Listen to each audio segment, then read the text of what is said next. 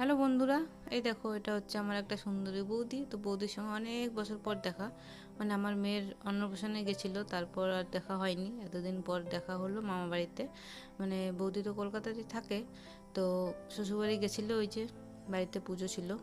তো আমি যেহেতু বাড়ি ছিলাম ওই জন্য আমিও গেছিলাম, গিয়ে দেখা হলো। ওখানে আরও অনেক দাদা দিদি ছিল, সবার সঙ্গে অনেক দিন পর দেখা হলো। গিয়ে সন্ধ্যাটা বেশ ভালোই কাটলো। আর এই যে বৌদি, ইনস্টাতে অনেক ফলোয়ার্স, আর এক একটা ভিডিওতে মিলিয়ন মিলিয়ন ভিউজও আছে। আর সেদিন বৌদির বাড়িতে ছিল নারায়ণ পুজো, ভগবতী পুজো, মনসা পুজো আর পাঠা বলি হয়েছিল।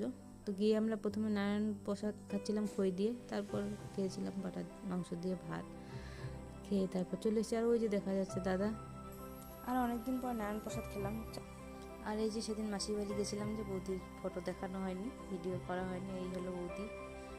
তো আজকের মতো এই পর্যন্তই, টাটা।